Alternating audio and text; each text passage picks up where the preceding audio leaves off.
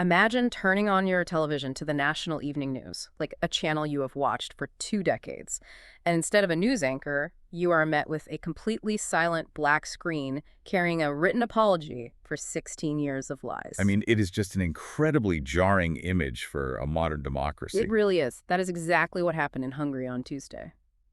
Welcome to the Claire and Horatio Daily World Brief, available at claireandhoratio.com. Today is July 17th, 2026, and we are examining a historic live television dismantling of a state propaganda apparatus. The speed of this restructuring under Peter Magyar's new government is just genuinely remarkable.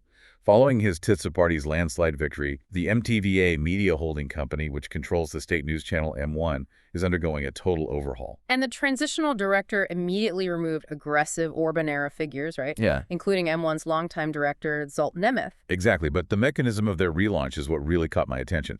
When M1 finally resumed broadcasting, they went live at exactly 7:56 p.m., which is a deliberate numerical nod to the 1956 anti-Soviet revolution. Oh, wow. So it wasn't just a standard news bulletin. No, not at all. They actually played The Witness, which is this classic Hungarian satire specifically mocking Stalinist propaganda. Well, I want to pause on the mechanics of that cleanup, though, because when a new administration takes over a state media apparatus and just sweeps out the old board, the immediate skeptical question is, how do you ensure the new system isn't just applying a different ideological filter? That is the central test here. Yeah. A black screen is a powerful apology, sure, but structural independence requires much more than simply firing the previous administration's loyalists. So what is the actual structural safeguard being proposed? They are designing a new supervisory board that dictates equal, balanced representation from the ruling government, the parliamentary opposition, and independent journalists' associations. The whole idea is to create institutional gridlock against any single party monopolizing the narrative. We will have to see if that theoretical balance holds up in practice. But, the vulnerability of civic information is hardly confined to Europe. Here in the United States, we are navigating our own profound struggles over information integrity ahead of the upcoming November 2026 midterms. Right, and former President Donald Trump recently delivered a primetime speech pushing the Save America Act, where he heavily revived claims of systemic election fraud and alleged massive Chinese interference in the 2020 election. And the civic stakes of that rhetoric are enormous. Democratic officials are actively warning that these claims are deliberately laying the groundwork to challenge the upcoming November results. But when we measure those political claims against the official declassified intelligence records, there is a stark disconnect. There really is. If you look at the actual mechanisms of the investigations, the intelligence community's declassified report concluded with high confidence that Chinese actors did not alter any technical aspect of the 2020 voting process. They just downloaded publicly available voter data, correct? They Yeah. didn't actually breach the voting machines. Exactly. The mechanism was just data scraping. And we should also clarify the FBI report on Michigan, because the political rhetoric blurs the distinction between a falsified form and a fraudulent ballot. Right. The 2025 FBI report regarding canvassers in Michigan did find falsified registration forms. But a falsified form just means someone lied on the initial registration paperwork, like forging a signature to meet a canvassing quota. And the report explicitly concluded that the verification systems caught those anomalies.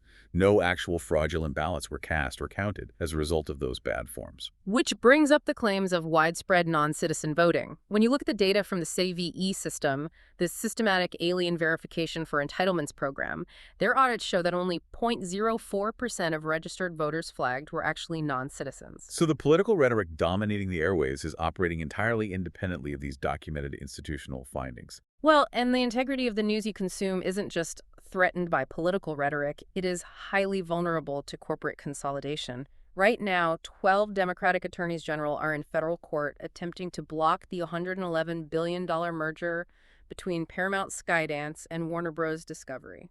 The lawsuit itself is formally rooted in the Clayton Act, focusing on illegal market concentration and the likelihood of rising consumer costs for streaming services. But Washington State's Attorney General highlighted a much deeper civic danger, which is the devastating impact on news diversity. Because the underlying mechanism of a corporate merger of this scale is synergy, which is, frankly, just a boardroom euphemism for eliminating overlapping jobs to pay down the massive debt required to fund the acquisition. Right. Folding CBS News and CNN under the same corporate umbrella inevitably leads to workforce reductions.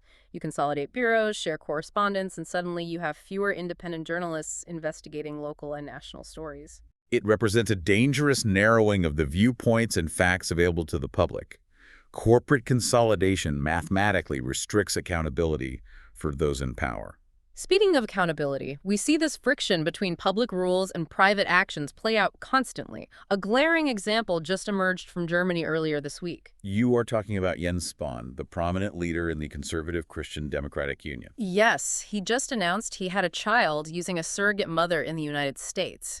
And the incredible friction here is that as recently as February 2026, Spahn was present at a party convention that passed a resolution strictly banning surrogacy in Germany, citing the need to prevent the exploitation of women. The political fallout has been immediate, with opponents and even members of his own party demanding his resignation. Because it is just brazen hypocrisy. You have a lawmaker endorsing a policy that criminalizes a practice for the general public while simultaneously leveraging his immense personal wealth and international mobility to completely bypass that very law. It showcases a system where the rules simply do not apply to the architects of those rules. Well, shifting our focus from domestic political architecture to the physical infrastructure strangling global trade.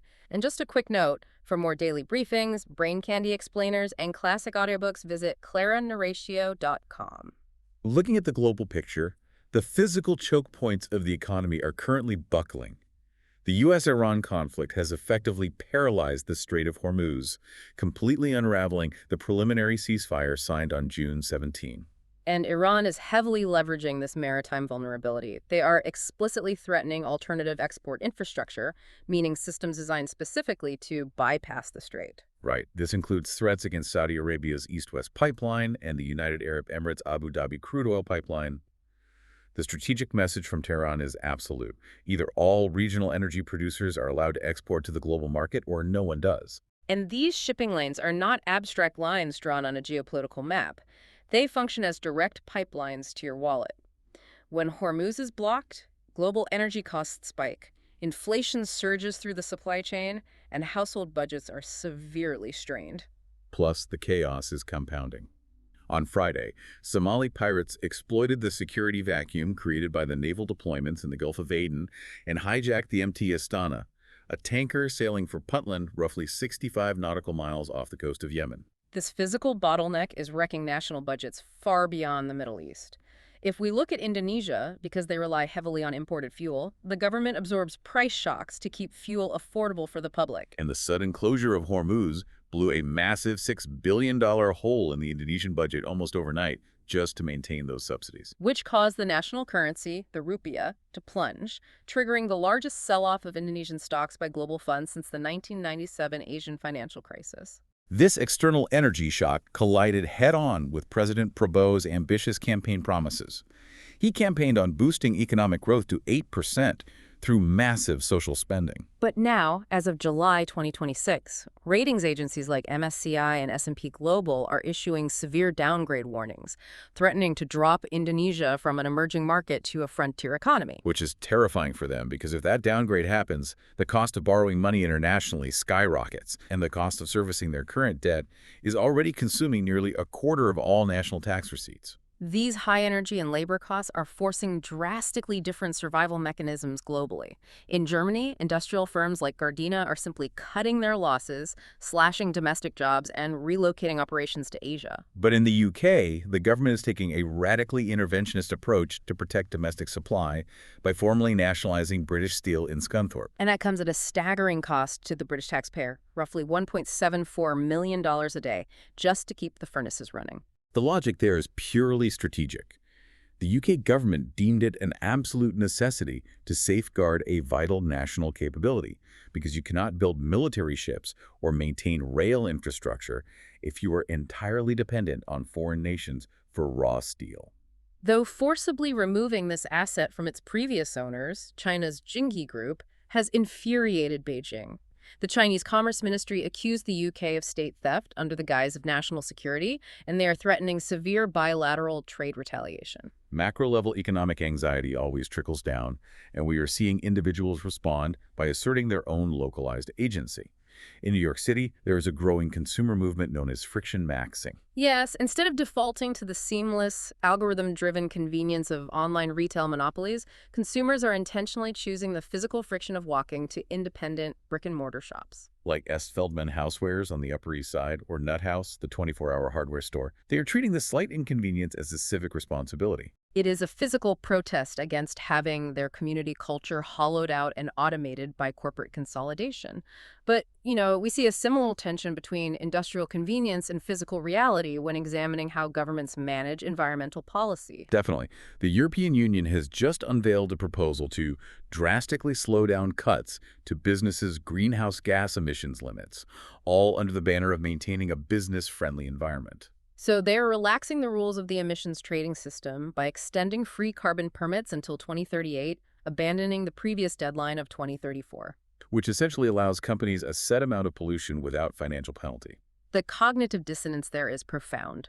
Regulators are waiving financial penalties for industrial pollution at the exact moment Europe is suffering through brutal climate impacts. Multiple countries across Western, Central, and Eastern Europe completely shattered their June 2026 temperature records. Nations like Germany and Hungary are currently enduring baking 40 degrees Celsius heat waves, and the regulatory response is to ease the pressure on polluters. It is baffling, especially because the physical toll of this warming climate is undeniable and globally interconnected. In Canada, there are currently over 850 active wildfires, with the vast majority burning completely out of control. And the prevailing winds have carried this hazardous smoke straight down into major U.S. cities. A thick blanket of toxic air recently clouded skylines from Detroit to New York, forcing the widespread use of KN95 masks just to walk down the street. Surviving this new era requires rigorous physical preparation. Take Jan Harris in Australia, where bushfires are dramatically exacerbated by the changing climate. She lost her home in a devastating 2018 fire and rebuilt using strict adaptation mechanics. She established a 50-meter fully cleared zone around her property to eliminate fuel and installed independent firefighting equipment.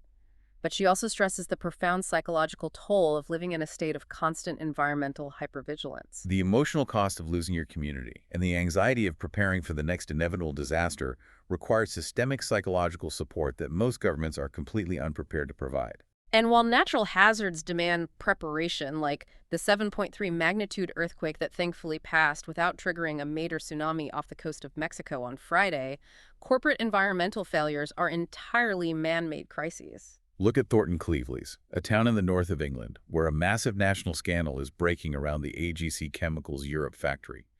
Between the 1950s and 2012, this specific facility emitted 49 tons of PFOA into the local environment. PFOA is a carcinogenic forever chemical, right? Its incredibly strong carbon-fluorine bond means it simply refuses to degrade in nature or inside the human body. Instead, it accumulates in the blood and organs over decades, heavily linked to severe health outcomes like kidney cancer. And now, the factory recently announced plans to shut down operations due to financial challenges, effectively attempting to walk away. Leaving the local community grappling with intense cancer fears, contaminated food supplies, and the massive question of who will actually pay for the unfunded cleanup. The scoop is staggering. Over 17,000 contaminated sites have been identified across the UK and Europe. It is a historically hidden crisis communities are only just beginning to measure. When citizens face this level of systemic overwhelm, whether from toxic cover-ups or unresponsive governance, they often turn to profound, deeply physical ways to force accountability. In India, climate activist and educationist Sonam Wangchuk has been on a relentless hunger strike, surviving for 19 days consuming nothing but salt water. His protest demands strict education and climate reforms for the Himalayan region, but the mechanism taps into India's deep historical tradition of fasting to force political change. Like Mahatma Gandhi or Paddy whose agonizing 58-day fast in 1952 literally forced the Indian government to redraw the national map. The physiological deterioration of a hunger strike serves a specific political function. In a world of deeply insulated bureaucracies, the starving human body becomes a vivid, undeniable billboard of state cruelty. It transfers moral and political pressure onto the politicians who refuse to act. Sometimes, however, fractured relationships are restored through softer mechanisms of cultural diplomacy. Almost 1,000 years after its creation, the legendary Bayeux Tapestry has arrived at the British Museum. Which is huge, considering the decade of bitter post-Brexit animosity between the UK and France over fishing rights, trade borders, and migration. The careful transport of this 70-meter historical embroidery moved in a bespoke, climate-controlled concertina box is serving as a major act of cultural healing. It successfully closes the loop on a very fractious chapter of European relations. We are also witnessing the deliberate restoration of human connection on a micro level by intentionally blocking out modern interference. At a recent Jill Scott concert in Brooklyn's King's Theater, attendees were required to lock their mobile phones in secure, opaque pouches upon entry. Forcing 3,000 people to physically disconnect from their digital screens and the constant demand to record the event transformed the entire environment. That forced disconnection successfully restored a level of human intimacy and shared presence that is becoming incredibly rare. Finally, we should acknowledge the passing of an artist whose voice literally defined an era of rock and pop music. Bonnie Tyler died at the age of 75 on July 8, 2026, following complications from emergency intestinal surgery. From total eclipse of the heart to holding out for a hero, she sold over 100 million records worldwide. But the deeply poignant detail about her legacy is the actual physical mechanism behind her globally beloved raspy voice. In 1977, she underwent surgery to remove vocal nodules. Frustrated by the recovery, she simply refused to follow her doctor's strict orders to rest her vocal cords. The resulting damage permanently altered her vocal cords, creating that iconic, gravelly sound that became her absolute trademark. She took a severe medical limitation and through sheer force of will turned it into a unique strength. She simply refused to let a physical setback silence her. Looking across all the events we have examined today, the tension between massive, inflexible systems and individual human agency is incredibly clear. Whether it is the geopolitical blockades choking the global economy in Hormuz, the toxic legacy of corporate chemicals in Lancashire, or the stifling consolidation of media monopolies, the systems designed to manage our world consistently fail the public. Yet the ultimate check on any failing system remains the undeniable physical presence of the citizen. Accountability doesn't come from the system itself. It comes from the people who refuse to simply be processed by it. We see that fierce agency in a climate activist refusing food in India, in consumers choosing the friction of walking to a local hardware store in New York, and in a population that finally forced a state propaganda machine to broadcast a black screen apology in Hungary. The systems may buckle, but human presence endures. Thank you for joining us for the Claire Narratio Daily World Brief. For more daily briefings, detailed explainers, and a massive library of classic audiobooks, visit us at clairenarratio.com.